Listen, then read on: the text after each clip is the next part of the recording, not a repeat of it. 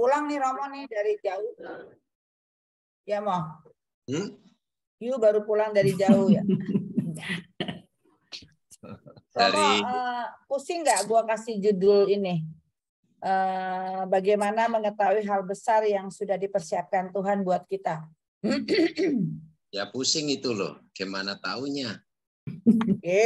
Justru gunanya aku ngundang Romo ya begitu. Bikin pusing. Bahasa Inggrisnya sih gini mau bahasa Inggrisnya nih. Tadi diterjemahin sama Rudy. Inggrisnya how do I find big thing God's call me to? Tuh bahasa Inggrisnya. Rudy Ruth apa nih bahasa Inggrisnya? Kata Didi kurang bagus waktu gue Google Translate dikasih tahu bagaimana kita mengetahui hal besar yang sudah dipersiapkan. Oke, kenapa aku suka banget ini sebenarnya artikel Romo. Kenapa saya suka banget artikel ini? Sebenarnya begini, apa namanya? Kita sering baca Alkitab. Kita lihat para nabi segala macam. Mereka sudah yang kita baca sudah mereka begini, mereka sini, akhirnya begini. Kita lihat dari mereka ada dan mereka mati, nggak enak semua segala macam. Tapi nanti pada akhirnya contoh yang paling gampang adalah Musa. Musa pergi dari Mesir ke tanah terjanji. Akhirnya yang memenuhi kan Joshua kan, Musanya mah kagak tahu di mana gitu kan Romo ya, ya enggak. Nah itu yang dari kita pelajari itu sekarang kita masukkan diterapkan di dalam kehidupan kita. Sorry, kita sebagai siapapun yang dipanggil, either itu Romo, ibu rumah tangga, bahkan yang bentong-bentong Riz. Oh gitu ya. Romo dengar kan tapi kan yang penting Romo ada teletapi kan? Ya, dengar kok jelas. Nah, Ina berarti Ina yang kenceng-kenceng mah. Nah, jadi di sini kita mau mengajak bahwa sia-sia nggak sih hidup kita ini selama ini kita ini melakukan apa ya kurang lebih kita kan nggak tahu Tuhan yang mau Tuhan tuh apa sih pada kita. Tapi paling nggak kita mengikuti contoh dari Injil, contoh dari liturgi, kita ikutin itu semuanya. Tetapi apakah itu yang Tuhan mau? Itu satu. Terus kedua, biasanya orang-orang yang lebih dekat Tuhan, yang melakukan kebajikan-kebajikan Tuhan, kegiatan liturgi setiap hari, justru biasanya orang-orang itu kurang kontrol, sok suci lah segala macam, malah banyak berbuat dosa. Itu jangan-jangan seperti itu.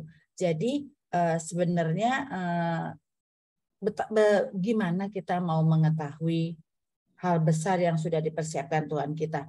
Nah, firman hari ini menurut saya bagus. Di situ kita lihat gimana caranya kita yang firman hari ini adalah menempatkan Tuhan di dalam tubuh kita, di dalam hati kita. Jadi lidah kita adalah lidah Tuhan, bukan lidah Risa. Jadi Tuhan yang ditempatkan di dalam hati kita. Itu kan kalau yang nggak salah. Tadi pagi aku dengar itu sih homilinya bilang, oh iya ya gue harus nempatin Tuhan ya. Gue bilang di dalam hati kita.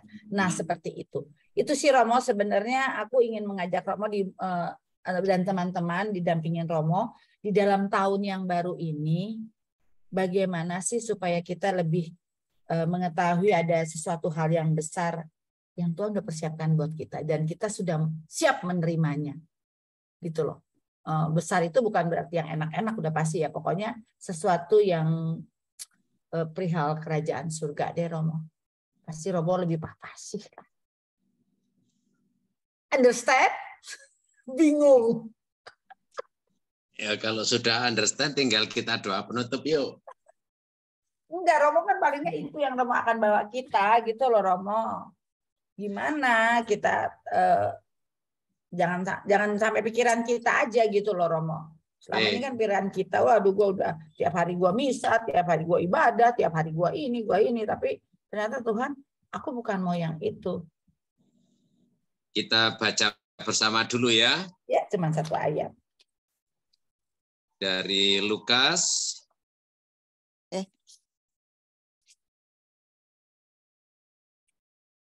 Lukas 16 ayat 10. Ya, Lukas 16 ayat 10. Tapi kita baca sampai ayat 13. Oke, jadi 10 sampai 13 ya.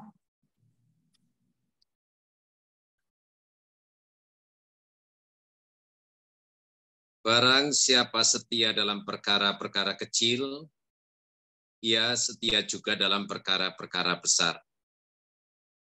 Dan barang siapa tidak benar dalam perkara kecil, ia tidak benar juga dalam perkara-perkara besar.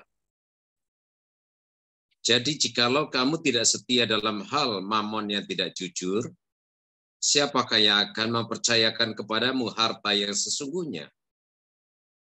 Dan jikalau kamu tidak setia dalam harta orang lain, siapakah yang akan menyerahkan hartamu sendiri kepadamu? Seorang hamba tidak dapat mengabdi kepada dua tuan, karena jika demikian ia akan membenci yang seorang dan mengasihi yang lain. Atau ia akan setia kepada yang seorang dan tidak mengindahkan yang lain. Kamu tidak dapat mengabdi kepada Allah dan kepada Mamon. Nah, ini permenungan kita. Bagaimana kita mengerti tentang apa yang besar yang disediakan Allah? Membutuhkan satu keyakinan bahwa Allah menyediakan lebih dari apa yang bisa kita bayangkan, lebih dari apa yang kita minta, lebih dari apa yang bisa kita harapkan. Mengapa? Karena kita meyakini bahwa Allah itu maha segala-galanya. Kalau maha segala-galanya, apapun Allah melebihi segala sesuatu yang bisa kita gambarkan. Ini yang kerap kali kita kerdilkan melalui konsep-konsep manusiawi kita. Kita menggambarkan Allah hanya sebatas apa yang kita harapkan, sebatas yang kita doakan, sebatas yang kita inginkan. Padahal di balik itu Allah menyediakan segala sesuatu lebih dari apa yang ada di benak kita manusia. Entah itu rahmatnya, entah itu rencananya, entah itu segala berkat yang ingin diberikan kepada kita. Tetapi secara manusiawi, kita itu membatasi berkat-berkat Allah itu hanya dalam pikiran-pikiran dan konsep. Juga dengan doa-doa. Jadi kerap kali sebenarnya yang kita terima itu terbungkus dalam keegoisan manusiawi kita. Kita mengharapkan dengan mendikte Tuhan, Tuhan memberi saya ini. Dan kalau yang detail-detail itu diberikan, kita dapatkan, kita merasa Tuhan mencintai kita. Tetapi ketika yang detail-detail yang sudah kita daftar dalam doa kita itu tidak kita terima, kita langsung mengatakan, Tuhan tidak mendengarkan doa saya, Tuhan tidak memperhatikan saya, tidak peduli pada saya. Padahal ada banyak hal lain yang tidak kita bawa dalam doa, tetapi tetap diberikan Tuhan pada kita. Itu yang tidak kita lihat dan tidak kita syukuri.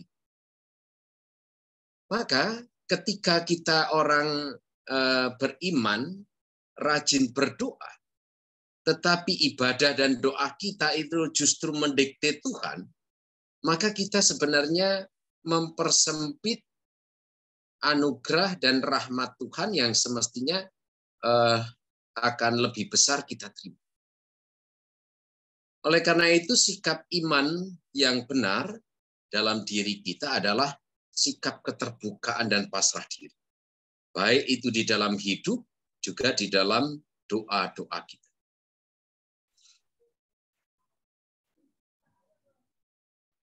Kalau ini pada lihat apa ini ya?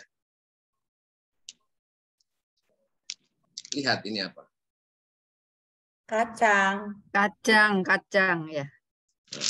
Ini kacang. Ya, blok. Lock and lock.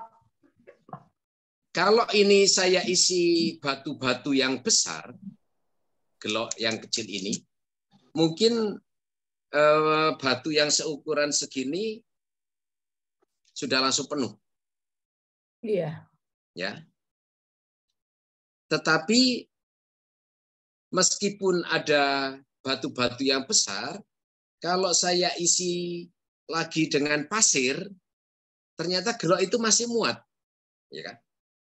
Karena masih pasir itu yang kecil-kecil itu bisa masuk di antara sela-sela batu. Apakah itu sudah berarti penuh? Belum. Ternyata gelok yang kecil ini meskipun sudah terisi batu, pasir, masih muat juga. Kalau kita isi dengan partikel yang lebih kecil, yaitu tepung misalnya ya, masih bisa digoyang-goyang masih bisa masuk lagi. Apakah sudah penuh? Ternyata belum. Kita isi dengan air. Air kan lebih kecil. Bisa meresap ke batu yang besar, meresap ke pasir, meresap ke tepung, akhirnya jadi penuh. Dan setelah digoncang-goncang sudah nggak bisa lagi. Ini gambaran tentang kondisi disposisi batin kita. Kerap kali kita datang ke hadapan Tuhan dengan gelok yang sudah penuh dengan batu-batu besar. Jadi kita mengharapkan berkat Tuhan itu mengisi hidup kita dengan batu-batu yang besar. Langsung kita minta sesuatu yang besar. Sehingga ketika itu kita dapatkan, kita sudah merasa penuh dan bangga. Ini hati-hatinya. Ada banyak rahmat yang masih tersedia bagi hidup kita, tetapi kerap kali kita sudah merasa puas diri kita sudah merasa penuh karena sudah terisi batu-batu besar. Padahal dalam diri kita masih ada rongga-rongga yang bisa diisi oleh rahmat Allah. Tapi kita sudah menutup diri, merasa sudah penuh, saya terberkati, saya bangga dekat dengan Tuhan, saya sudah mendapatkan berkat. Itu belum. Itu baru sebagian kecil. Karena kalau dihitung berkat Tuhan, meskipun kelihatannya besar, batu-batu besar itu, tetapi mungkin isinya kan hanya 5. Tetapi ketika Tuhan mengisi kita di antara batu itu masih menambahkan dengan pasir-pasir, ada banyak pasir yang bisa masuk dalam celah-celah bebatuan. Kemudian nanti Tuhan masih memberkati kita dengan tepung-tepung yang banyak, yang masih bisa masuk juga. Dan akhirnya memenuhi hidup kita dengan air, sampai kemudian tumpah digoncangkan. Nah itulah yang kepenuhan. Dari sini kita bisa membandingkan antara yang dipikirkan manusia dengan apa yang diberikan Tuhan kan tidak sebanding. Kita kerap kali memikirkan sesuatu yang besar, padahal itu kecil. Tapi kita sudah puas diri, merasa bangga, bahkan sombong. Padahal kita belum sepenuhnya dikuasai oleh rahmat Allah. Karena itu, sabda Tuhan hari ini mengingatkan kita untuk memperhatikan hal-hal kecil dalam hidup kita, karena di situ juga rahmat Tuhan bekerja, rahmat Tuhan juga disalurkan, diresapkan di dalam hidup kita. Kerap kali kita hanya melihat rahmat Tuhan pada hal-hal yang besar, yang spektakuler. Kalau ada mukjizat, kalau ada kesembuhan, kalau saya diberi rezeki, kalau doa saya dikabulkan, nah kita hanya melihat rahmat Tuhan sebatas itu. Padahal setiap hari Tuhan masih menyisipkan rahmat-Nya dalam celah-celah kehidupan kita. Meskipun itu dengan hal-hal kecil, tetapi memadati diri kita. Itu yang tidak kita lihat dan kita tidak mensyukurinya. Dari sini kita bisa belajar bagaimana seharusnya kita menempatkan diri di hadapan Tuhan untuk mendapatkan rahmat yang sepenuhnya, bukan rahmat yang menurut kita secara manusia. Pertama-tama tentu kita harus mengosongkan botol toples hidup kita. Meskipun kosong, tapi kalau ini tertutup, kita pun tidak pernah akan mendapatkan rahmat apa. Maka ketika kita beribadah, ketika kita berdoa, ini kita perlu mengosongkan diri kita. Dan membuka diri. Mengosongkan diri itu dengan Tuhan, aku memang menghendaki macam-macam hal, aku punya cita-cita dan harapan. Tapi karena ini saya mohon darimu, saya hanya pasrah. Terserah Tuhan mau memberi apa. Karena Tuhan memberikan rahmat kan dengan berbagai cara. Tadi dengan bebatuan dia bisa memberikan, dengan pasir, dengan tepung, dengan air. Tapi semuanya mau meresap di dalam diri kita. Kita pasrah diri di hadapan Tuhan. Mengosongkan diri. Jangan kita datang di hadapan Tuhan dengan kalau gelok kita sudah penuh dengan hal-hal itu, ya berarti sisanya tinggal sedikit yang bisa diisi oleh Tuhan. Dan jangan lupa mengosongkan diri itu juga berarti dengan membiarkan situasi yang layak dan pantas menguasai hidup kita. Jangan biarkan ember hidup kita yang menampung rahmat Tuhan itu justru dipenuhi dengan aneka kotoran-kotoran yang memadati hidup kita. Maka pengosongan diri ini juga menuntut satu pertobatan terus-menerus. Bagaimana kita membasuh, membersihkan, menyucikan hidup kita setiap saat. Karena kalau enggak, kotoran-kotoran itu, hawa nafsu, keserakahan, kesombongan sudah memenuhi jiwa kita yang kemudian menyisakan sedikit space untuk Tuhan bekerja dan rahmat-Nya hadir di dalam diri kita. Lalu yang kedua, supaya kita menjaga rahmat Allah, kita juga jangan harus selalu ngecek ya. Jiwa kita ini ada kebocoran atau enggak. Rahmat Tuhan diberikan. Kita terbuka. Rahmat Tuhan masuk dalam diri kita. Tapi kita enggak sadar ternyata banyak sisi dari hidup kita ini bocor. Sehingga rahmat Tuhan terbuang. Ini yang kerap kali banyak terjadi.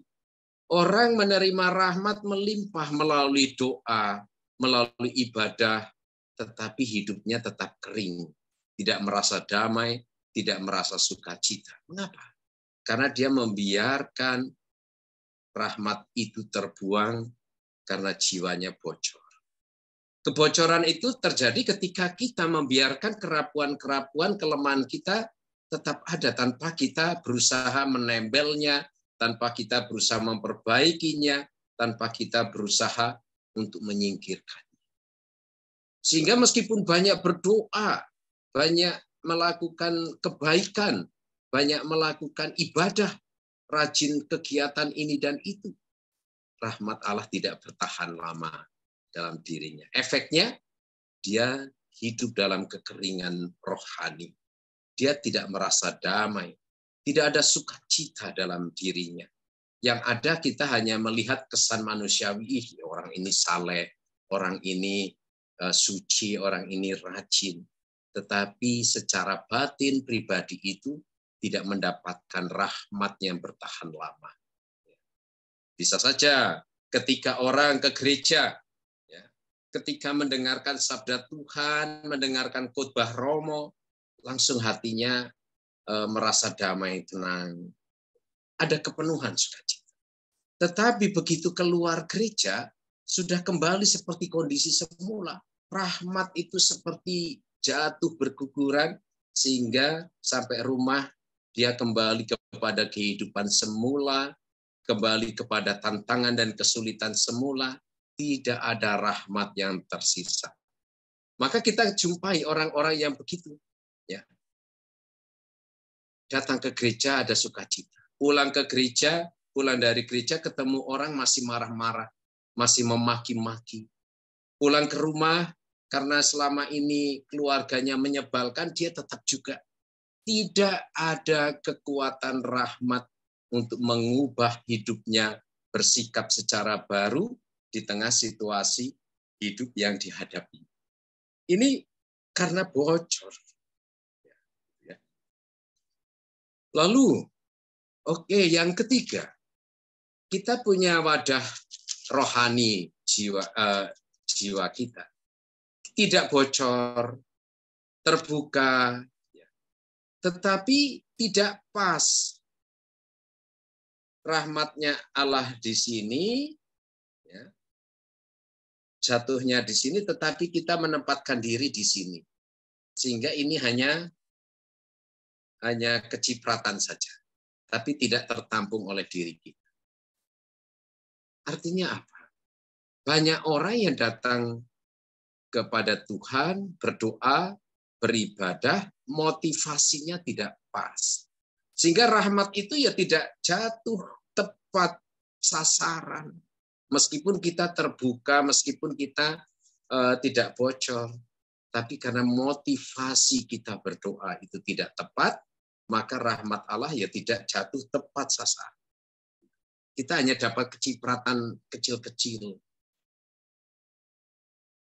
Mengapa kok ada rahmat Allah yang tidak pas kita terima?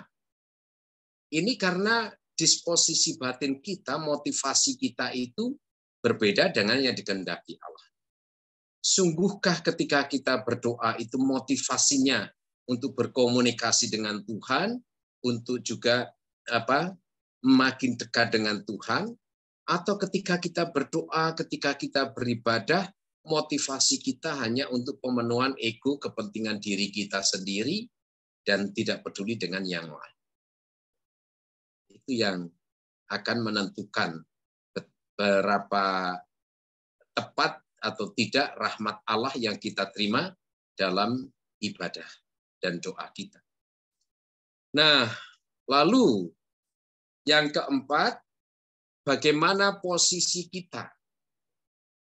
Rahmatnya jatuh di sini. Kita sudah tepat motivasi kita. Tetapi wadah kita terguling.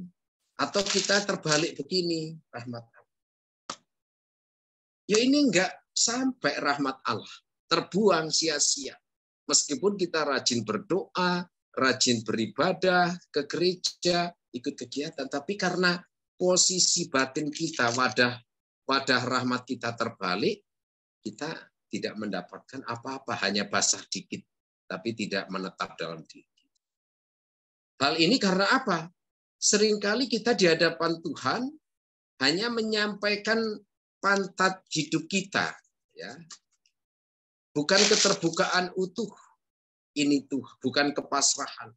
Kita hanya menyodorkan kepada Tuhan sesuatu yang jelek-jelek saja, mengeluh, mengesah, tanpa pernah bersyukur. Jadi hal-hal buruk saja yang kita sampaikan. Ada orang yang berdoa, isinya hanya membicarakan kejelekan orang, bahkan mendoakan yang jelek untuk orang lain. Jadi bagaimana rahmat Allah bisa bekerja dalam diri kita. Oleh karena itu, melalui firman Tuhan hari ini kita diminta untuk fokus. Fokus mengarahkan wadah hidup kita, jiwa kita, untuk secara terbuka, tepat sasaran, selalu dibersihkan, rapat, tidak bocor kepada Tuhan. Maka ada istilah kita tidak bisa mengabdi kepada dua tuan.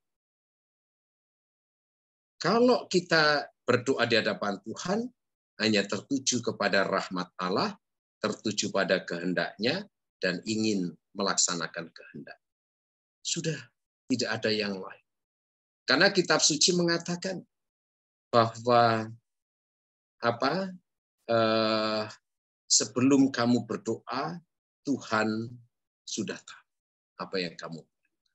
Dan Tuhan menyediakan rahmat seturut dengan iman. Setiap kali Yesus menyembuhkan dan melakukan mukjizat, satu pesan yang disampaikan, imanmulah yang menyelamatkan. Maka rahmat Allah bekerja atau tidak, rahmat Allah penuh atau tidak di dalam diri kita. Dan apa yang disediakan besar dari Allah sampai pada kita atau tidak, sepenuhnya tergantung bagaimana sikap iman kita ketika kita datang kepada Tuhan. Ketika segala sesuatunya itu kita serahkan pada Tuhan, maka yang kita dambakan itu bukan pertama-tama soal hasil untuk diri kita, tetapi justru kepenuhan diri kita, dan dari kepenuhan itulah kita memancarkan banyak hal. Jadi tugas pertama kita sekarang adalah bagaimana hidup kita dipenuhi rahmat Allah. Kalau rahmat Allah ini penuh masuk dalam diri kita, maka ini akan ada luapan sampai melimpah. Limpahan inilah yang akan terbagi merata di sekeliling kita untuk siapa saja, tanpa pandang bulu. Tetapi ketika kita belum penuh, belum ada kepenuhan karena macam-macam hal, tetapi kita merasa harus berbagi, kita harus berbuat baik, maka kita akan memiringkan hidup kita. Tetapi yang kita bagi hanya satu sisi. Maka perhatian, kasih, kepedulian kita hanya terbatas pada sisi yang kita sukai. Besok mungkin miring lagi sebelah sini. Tapi kita sendiri makin lama karena tidak terisi terus, makin lama akan habis. Karena memberi terus satu sisi, dan akhirnya terguling. Dan itulah ketika kita terguling, di situ kita mengalami yang disebut ketidakseimbangan rohani.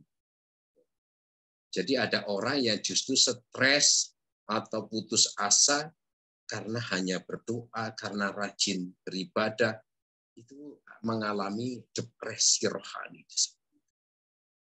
Oleh karena itu, sekarang panggilan kita justru adalah keterbukaan diri, memenuhi diri kita dengan rahmat Allah, tapi bukan usaha kita. Biarkan Allah memenuhi diri kita sampai meluap. Sampai meluap. Ketika ini luap, maka kebaikan kita, perhatian kita akan mengalir sendirinya. Bukan sesuatu yang dibuat-buat, bukan sesuatu yang dipaksakan. Ini akan melimpah. Bukan karena diri kita, tapi karena Allah yang mencurai rahmat-Nya, kita hanya menyediakan wadah yang terbuka, rapat, dan kosong. Tidak bocor. Ini yang akan menjadikan kita sebagai saluran rahmat Allah. Jadi rahmat Allah yang kita terima, ini bukan semata-mata untuk diri kita, tetapi justru kita luapkan untuk orang lain. Sama. Apa yang menjadi kesetiaan Musa kepada kehendak Allah bukan dinikmati oleh Musa. Karena Musa sendiri akhirnya tidak masuk ke tanah terjanji. Tetapi Yosua. Musa sendiri meninggal di perjalanan di padang gurun. Tapi seperti pesan Santo Paulus bahwa ada Apolos yang menabur, ini menyirami, dan akhirnya nanti ada orang lain yang memanennya. Demikian juga rahmat yang diberikan Allah itu memenuhi diri kita, dinikmati oleh banyak orang dengan berbagai cara.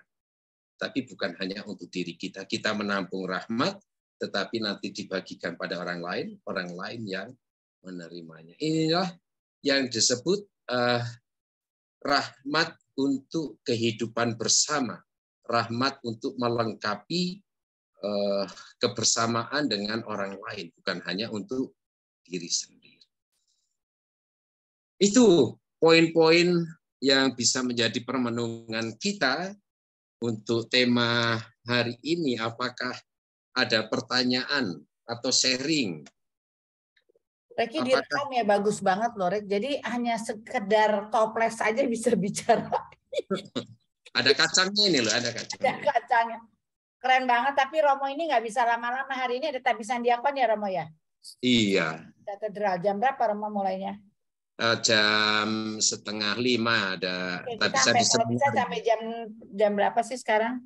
Udah jam 3 ya, setengah jam lagi deh yang nanya-tanya aja. Soalnya si Romo di Paulus ya besok. Itu yang gua mau diundang ke itu peta itu peresmian itu katedral, bukan? Katedral itu. Bukan, ini bukan di katedral, nanti di tabisan diakonnya di seminari. Oh, soalnya si Romo Blasius lagi foto di katedral Paulus. Jadi foto di sana. Gua di Seminari sana. Santo Paulus ya. Ntar Lalu Maret ya. 25 ya. Jadi enggak? tanggal 25 nanti pemberkatan katedral itu duta besar akan datang. Kalau mau sambil ziarah, ayo ini rombongan ini. Gue datang mau ke Palembang ya. Iya, kan hari Sabtu itu. Siapin mobil ya, mah. Ada mobil itu, mobil odong-odong. Ah, nggak mau itu mah. Odong-odong Bulan si apa itu? Rom. Udah, boleh tanya. Ini bagus banget itu. Jadi Romo begitu jelas. Jadi jangan salah di kacamata kita yang namanya apa namanya taat, bla bla bla bla. Ternyata bahkan berbagi kepada sesama. Ternyata seperti Romo kebalik, itu cuman miring gitu doang ya, Mo. Bagus itu harus saya perbaiki semuanya itu Romo. Susah memang ya. Emang itulah dia kerajaan surga begitu susahnya. Saya baru tahu kalau rahmat bisa habis ya Mo ya. Karena Tapi kita sendiri ya, itu yang namanya kekeringan. Iya betul. Tapi bagus. Oke. Sekarang tanya Bagus Romo nggak banget. bisa lama-lama nih Romo, paling bisa setengah jam lagi karena Romo mau ke itu kan, mau ke seminar ya dekat rumah sih ya. ya berapa 7 kilo dari sini. Hanya nanti kan bersama posko pensiun ini berangkatnya. Oke, silakan ada yang mau tanya. Romo, tanya dong. Ya, boleh. Bagus Romo. Jadi kalau gitu ya, kalau kita berdoa pertama tuh bersyukur gitu ya, Romo ya.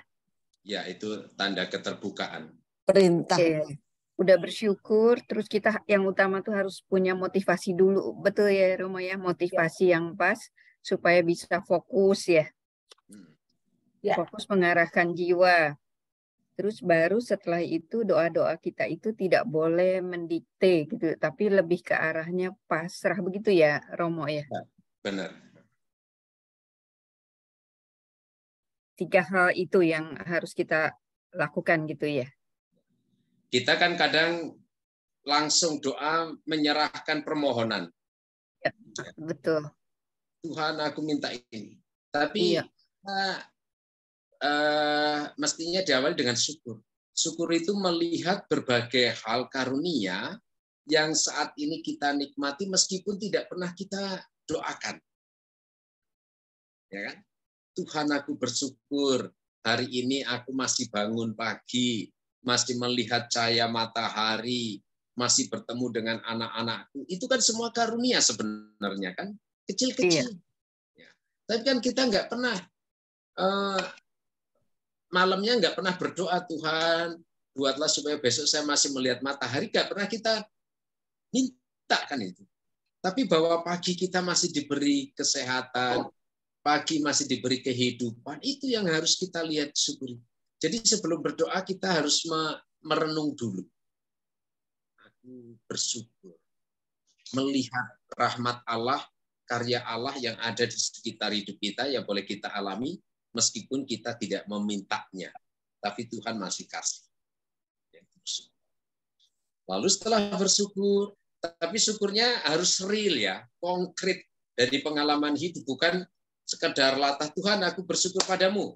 Neng, syukur karena apa? Kita harus, ini kan komunikasi pribadi dengan Tuhan. Aku bersyukur, tapi syukurnya harus ada isinya. Jangan hanya sekedar rumusan doa syukur.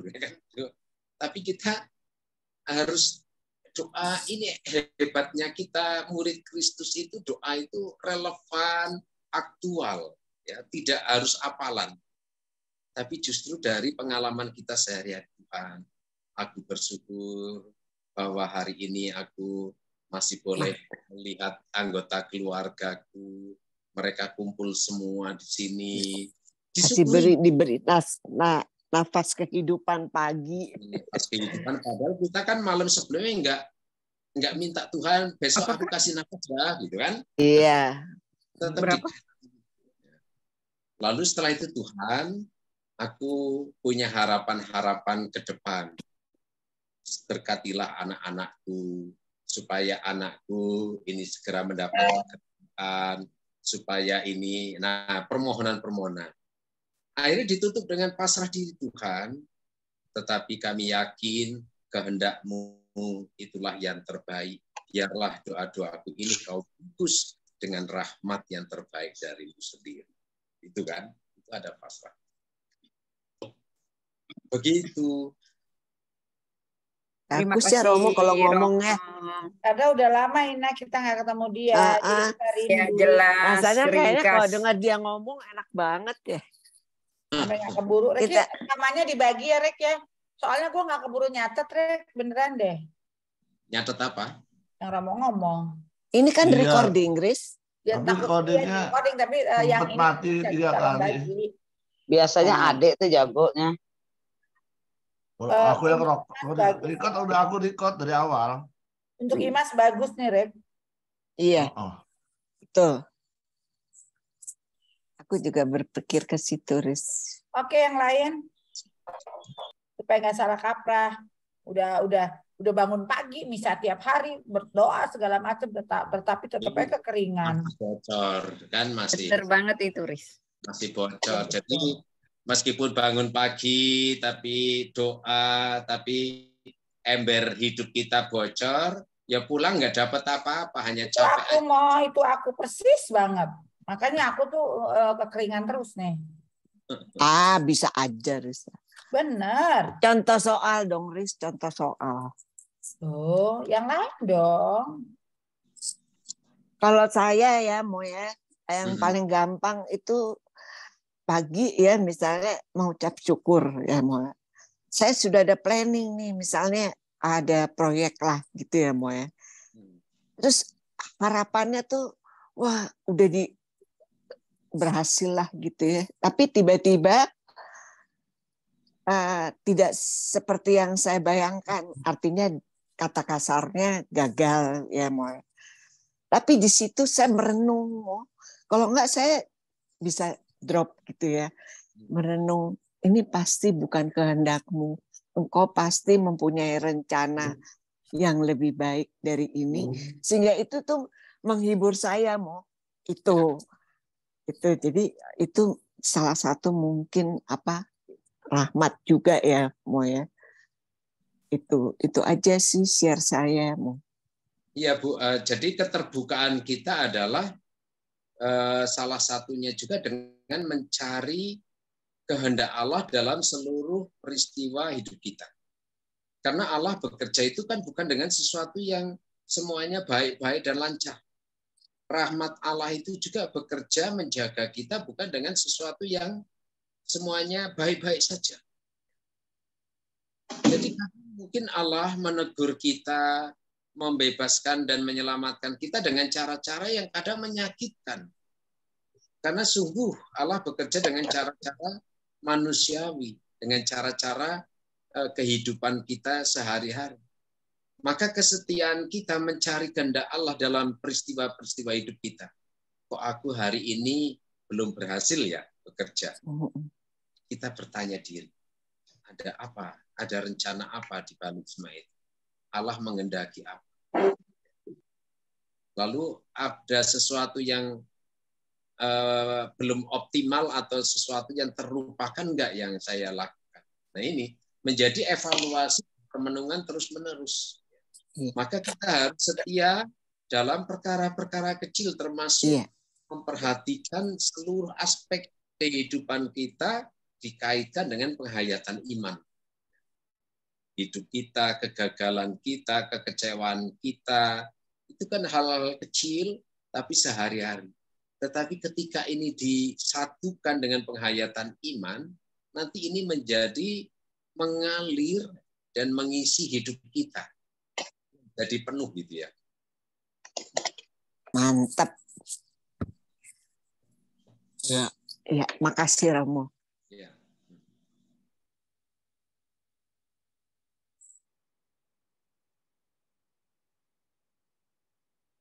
Ini yang lain jelas merenung atau sedang tertidur ini ya. Saya Romo mau menambahkan Ya boleh. atau apa share mungkin ya Romo. Seperti yang Romo tadi bilang mengenai apa bentuk rasa syukur dari hal-hal yang kecil gitu. Putus sekarang ngerasa seperti yang Romo bilang gitu, kita tuh mesti bersyukur. Tadi kayak Romo bilang doa itu dimulai dengan rasa syukur, terus permohonan sama pasrah gitu. Itu aku masukin banget ke dalam kepalaku supaya aku belajar berdoa seperti itu gitu loh. Dan aku juga ngerasa sekarang ini aku mulai bisa merasakan hal-hal yang sepele gitu. Romo misalnya aku ngerasa walaupun misalnya hidupku belum sesuai dengan keinginanku, tapi aku udah mulai bisa berasa bersyukur. Itu buat aku rahmat gitu Romo. Aku bisa mensyukuri apa yang aku bisa rasakan dengan keadaan yang misalnya belum sesuai, tapi aku bisa bersyukur. Aku tuh ngerasa itu Tuhan bekerja sama buat aku gitu. Jadi aku ngerasa, Tuhan kasih tahu aku ya, ingetin aku ya hal-hal kayak gini aja. Itu pemberian dari Dia tanpa harus kita minta gitu loh. Jadi dari hal-hal kecil gitu aku mulai belajar untuk bersyukur gitu. Nggak aku minta tapi sebenarnya Tuhan udah kasih ke kita juga perlu disyukurin gitu loh. Itu aja Romo, terima kasih. Ya, kita mampu menemukan hal-hal rahmat Tuhan itu yang akan menjadikan hidup kita indah ya. Bahkan mungkin di tengah tangisan kita, di tengah penderitaan kita, ketika ini kita satukan di dalam penghayatan iman, ada satu nilai di sana. Jadi biarlah ketika kita harus menangis, menangislah bersama Tuhan di dalam doa kita. Ketika kita harus memang sedang mengalami kesedihan, bersedihlah bersama Tuhan. Itulah doa kita. Doa kita adalah komunikasi pribadi. Sehingga seluruh situasi hidup kita komunikasikan. Ketika kita menangis, kecewa, ketika kita sedang marah atau jengkel, jadikan semuanya itu juga sebagai dikomunikasikan kepada Tuhan. Tuhan, aku sepertinya letih, lesu. Aku hanya bisa bersandar pada Tuhan, hari ini aku begitu capek.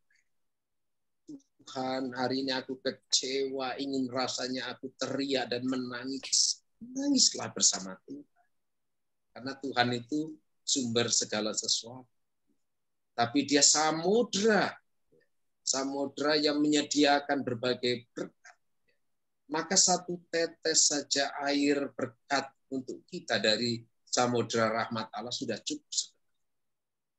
Kita masukkan segala pahit kecil. Ibaratnya begini, ya. Pernah minum brotowali enggak ya? Waktu apa mahasiswa.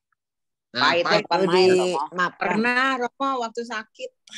Nah, itu kalau kita minum satu gelas hanya brotowali saja, ini kan pahit ya. Iya betul. Banget. Sekarang kalau brotowali itu dimasuk ke baskom yang lebih besar, ada air, kemudian kita campur, diaduk, lalu kita cedok lagi satu gelas, hilang kan pahitnya? Tetap pahit, berkurang. Itu kayak itu mau kayak tapi enggak pahitnya tuh pahitnya nikmat karena tahu khasiatnya. Ya. Nah, sekarang saya hanya mau menggambarkan begini. pahit hidupnya kita jangan diminum sendiri. Apa yang kita alami, kegetiran, kepahitan kita, masukkan ke samudra rahmat Allah. Dicampur dengan air rahmat Allah yang begitu besar, lebar. Lalu kita cedok lagi bersama rahmat Allah itu, kita minum. Enggak terasa pahit. Tapi unsur gotong walinya masih ada. Tidak hilang. Ini hanya untuk menggambarkan bahwa rahmat Allah itu mampu mengubah segala hal peristiwa hidup kita menjadi sesuatu yang nikmat. Begitu. Makasih Romo. Lagi ya, gue tunjuk nih sebelum sampai. Itu Riz, menangislah bersama Tuhan.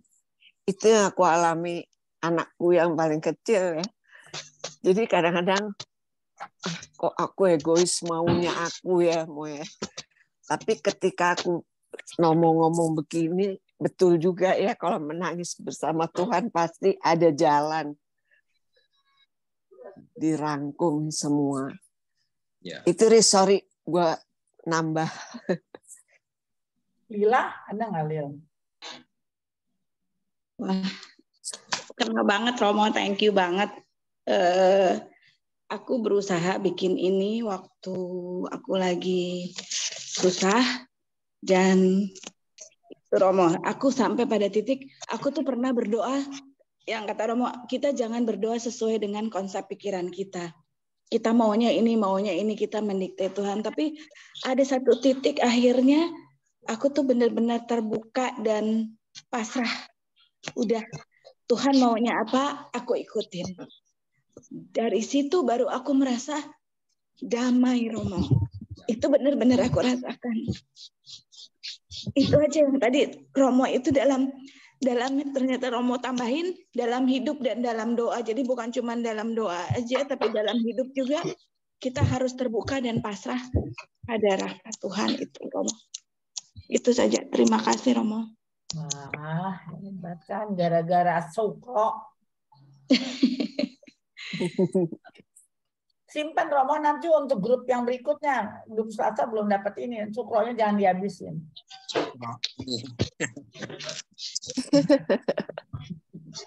Siapa lagi dong? Indra masih ada tamu ya?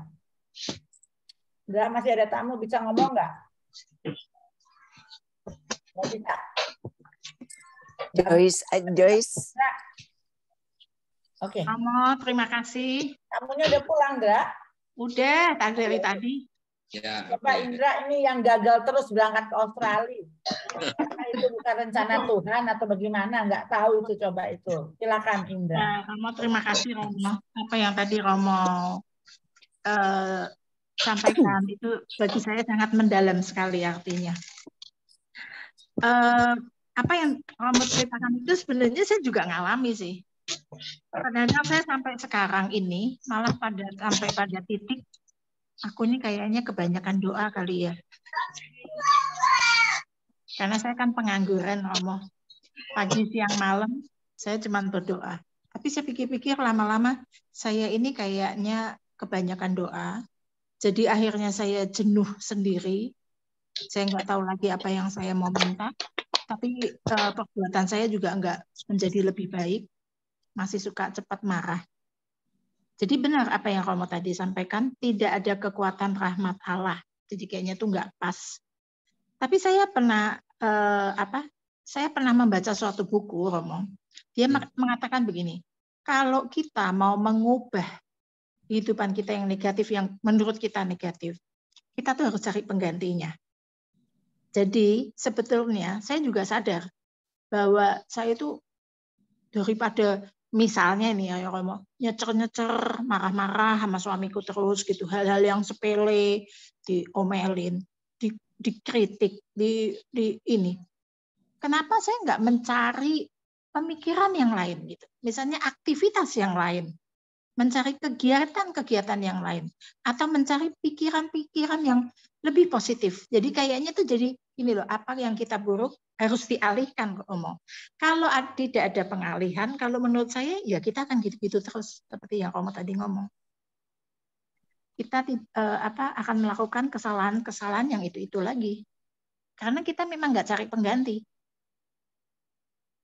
Itu Romo yang saya selami selama ini. Jadi saya berusaha, kalau saya misalnya lagi kosong atau lagi nganggur gitu, saya berusaha gitu melakukan kegiatan yang positif atau pikiran yang positif. Entah itu membaca, entah saya melakukan sesuatu, tujuannya hanya untuk mengalihkan. Gitu Romo. Itu sharing dari saya aja Romo. Terima kasih Romo. Good. Jadi terutama itu benar-benar motivasi yang harus kita punya. Ya, itu penting banget. Itu namanya akibatnya kesetiaan kita benar-benar tuntas ya Romo. Karena saya punya motivasi sama dengan hidup. Gue selalu ingat Rudy.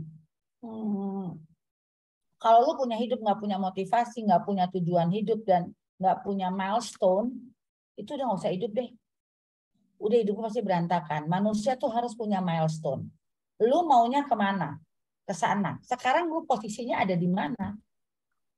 Harus kita tahu. Tapi kalau kita maunya ke sana, tapi kita nggak tahu. Misalnya, aku maunya ke Blok M, tapi gue nggak tahu gue ada di mana sekarang.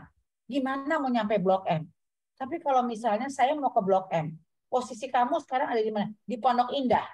Berarti kita tahu kan berapa lama lagi sampai dengan Blok M. Itu namanya milestone. Dan kita harus punya motivasi. Contohnya, gue harus apa? Jalan. Oke, gue jalan. Karena gini-gini. Nah, pada saat jalan gue harus sampai. Gue harus punya motivasi. Itu namanya hidup ya Romo. Ya. Hidup yang terkonsep. Kalau selama ini kalau hanya berdoa hanya karena liturgi, karena gereja, karena gua Katolik, gua berdoa rosario, misa pagi, berdoa bla bla bla, tapi gua nggak ada konsep. Ya bukan nggak bagus, tapi lebih baik ya Romo ya. Lebih baik mempunyai motivasi, konsep, tujuan, gitu ya Romo. Gitu nggak Romo? Nah, ya, motivasi. Doa cuma doa mau. Doa aja gitu loh. Makanya mau gue memperbaiki besok ah. Ya kayak Romo bilang bersyukur harus ada isinya. Nggak sekedar omongan belaka. Oke, ini belum 3:30, masih lama mau bahas ini. Siapa yang mau? Silakan. Ayo sebelum Romo tutup loh, 7, 14, 21.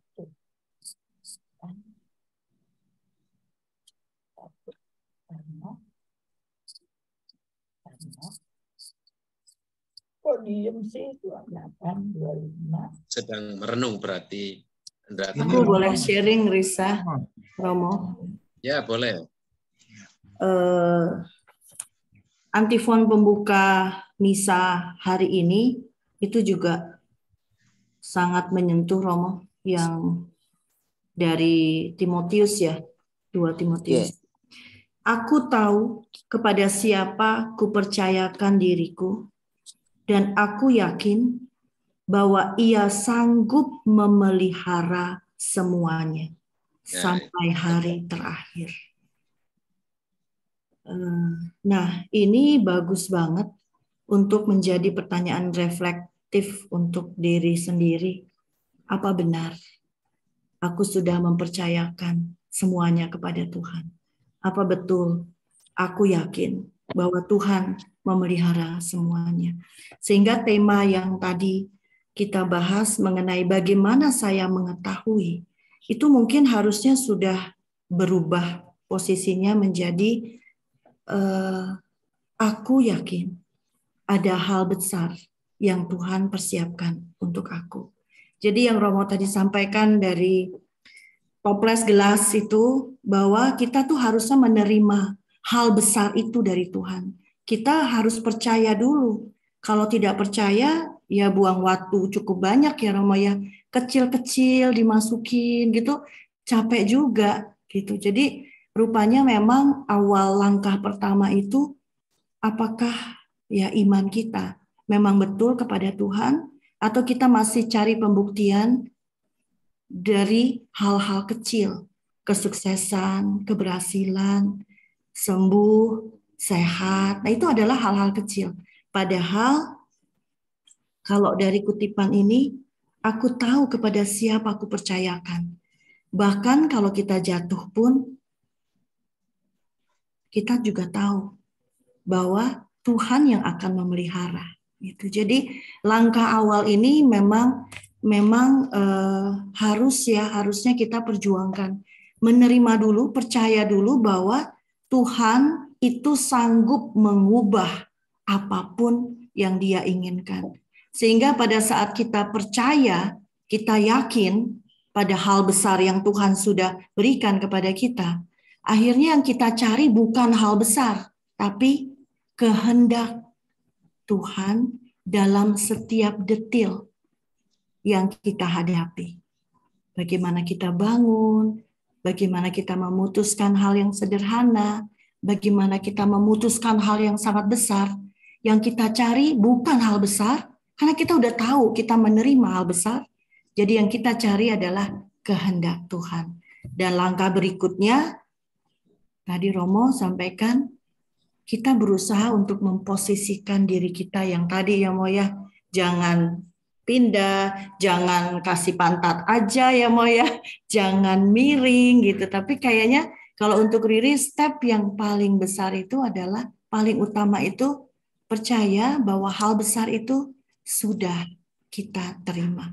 Dan kita sedang menjalaninya melalui hal-hal yang kecil-kecil itu.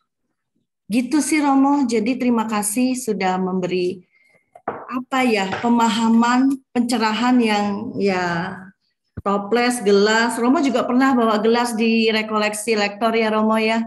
Pernah ya? Iya, pernah seperti itu. Jadi memang itu harus kita kembalikan ya kepada disposisi batin kita mungkin ya.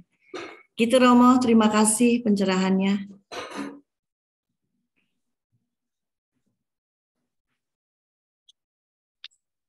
Siapa lagi? Joyce, Reki. Reki mau, Rek. Gimana, Reki? Boleh tuh, Rek. Kamu punya pengalaman pribadi? Waktu itu udah sharing apa yang kemarin apa hari Romo Kamis apa belum, ya? sama Gospel belum, udah pasti. Oh gitu ya. Gospel kan kita makan ini, Sang. Iya Romo, persis yang Romo katakan itu bagus sekali ya. Saya coba juga sampai dengan hari ini untuk melakukan itu, sehingga saya merasa semakin hari supaya rindu akan Tuhan. Saya selalu memikirkan masalah-masalah yang kecil dari saya. Misalnya setiap hari saya merenung dulu sebelum berdoa. Ternyata masalah itu kok bisa berlalu ya sampai sekarang. Ternyata ribuan masalah itu bisa berlalu sampai sekarang. Bahkan saya mendapatkan penyelesaian yang jauh lebih besar dari yang saya harapkan. Misalnya saja ini Romo. Aduh saya nggak punya uang untuk belanja, untuk makan, atau untuk apa benar-benar. Tapi kok sepertinya saya percayalah Tuhan masih yang mengatur. Kok ya jelalan saya suruh bersihin apartemen. Kayak begitu. Itu sering sekali terjadi. Akhirnya saya pikir, wah, hal-hal yang sangat kecil ini sepertinya terjadi nggak ada sekali. Ribuan kali dalam hidup saya. Maka dari situ saya yakin Tuhan itu selalu menyertai saya, memberi apa yang saya inginkan. Dari situ sehingga jika saya mendapat masalah yang lumayan besar, jadi agak meringankan masalah saya. Bahkan lebih mendekatkan saya akan Tuhan. Jadi saya mencari hal-hal yang besar itu dari hal-hal masalah saya yang kecil-kecil. Masalah kehidupan saya yang kecil itu Romo. Yang bisa dilakukan setiap hari. Karena kalau setiap hari masalah besar kan susah Mo ya. Jadi setiap hari saya lakukan, saya selidiki masalah-masalah saya, apalagi yang sudah bisa keluar dari situasi itu. Begitu Romo. Makasih tadi sharingnya Romo menguatkan saya juga. Siapa yang merasa dikuatkan, tolong bicara. Mau kasih tahu gue dong hotel yang bagus apa ya? Aku nggak mau hotel yang dulu ya. yang dekat-dekat kota gitu loh. Bukan dekat Romo, kan dekat kota. Dekat kota. Sambil nunggu ada yang mau ngomong ya. Ini kita sebenarnya sambil nunggu daripada yang ngomong. Arya Duta. Oke, Arya Duta ya. Bintang berapa tuh? Arya Duta itu dekat dengan katedral, dekat dengan mall di tengah kota. Itu Romo, boleh saya Romo? Ya, boleh. Silakan.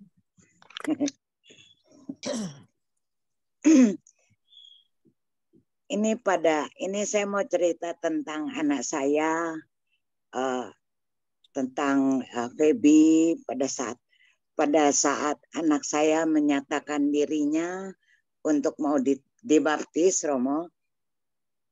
Tentu saya sebagai ibu yang Katolik sendirian di dalam rumah tangga saya senang ya, saya bahagia sekali.